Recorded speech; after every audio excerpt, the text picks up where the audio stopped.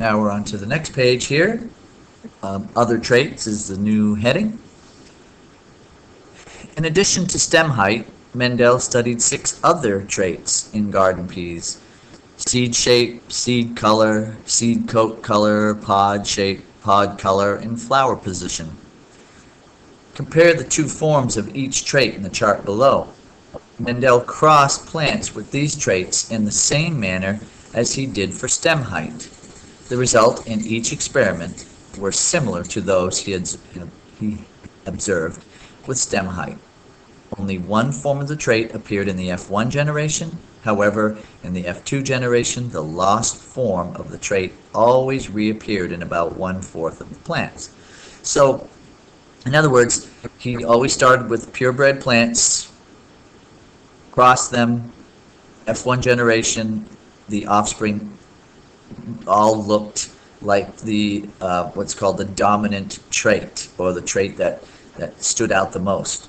The F2 generation, that lost trait always came back in about 1/4 of the plants. So that's important to understand. Purebred plants produced plants that took what's called the dominant trait, and then in case of height, or it would be the tall plants, or the green pod color, or the smooth, the gray seed coat color, yellow seed color, and the round seed shape. It always produced these plants first. And then in the F2 generation, this what's called the recessive trait, or recessive allele, showed up. And we'll get into alleles in just a little bit. Next page. Dominant and recessive alleles. This is a biggie. It's important to understand this concept, so mark that down as the new heading. From his results, Mendel reasoned that individual factors must control the inheritance of traits in peas. In other words, there must be some other thing that affects how traits are passed on. There must be some other factor in this case. The factors that control each trait exist in pairs. The female parent contributes one factor, while the male parent contributes the other factor. So in other words, the mother has one part in this, the father has the other part. Mendel went on to reason that one factor in a pair can mask or hide the other factor. A tallness factor, for example, masked the shortness factor in the F1 generation. So it covered it up, it dominated over it. Today, scientists call the factors that control genes. Let's try that again. Today, scientists call the factors that control traits genes. They call the different forms of a gene alleles. So let's backtrack here. The factors that control traits are genes. In other words, these we don't know enough about it yet in this to talk greatly about it, but that the female and the male both contribute something to the offspring. What they contribute are genes to the offspring.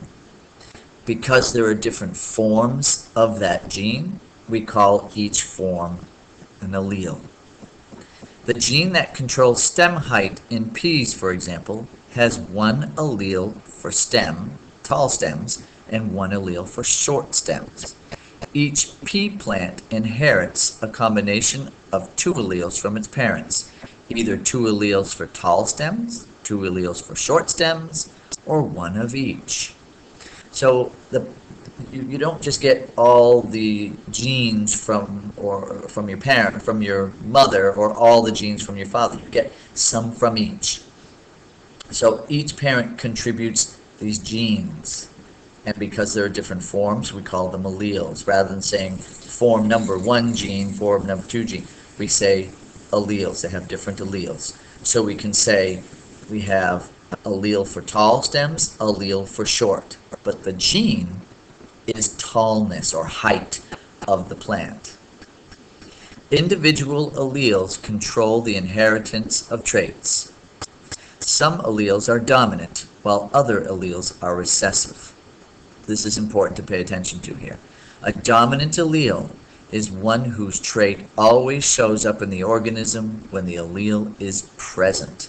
In other words, it's dominant, it dominates, it's more powerful, it covers up anything else.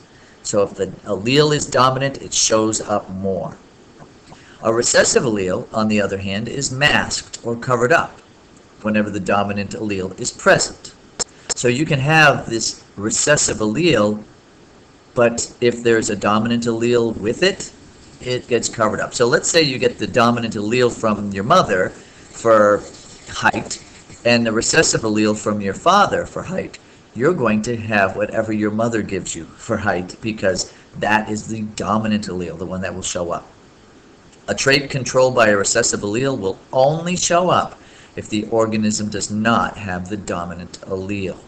So let's say you inherit a short allele for height from your father and a short allele for height from your mother. Well, then you will be short.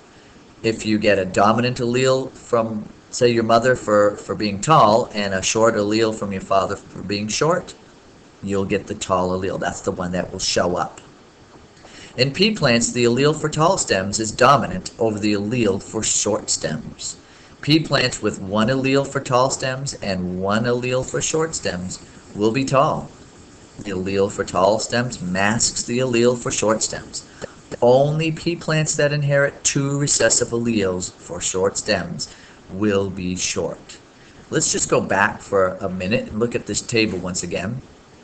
So if you see, all of these traits here are controlled by the dominant allele. So these are the traits that will show up the most if they are present.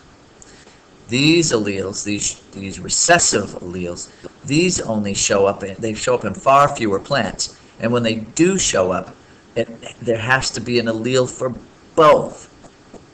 Both alleles have to be recessive. That's going to make more sense when we talk about symbols in heredity. And that comes up next. Understanding Mendel's crosses and one more topic after this.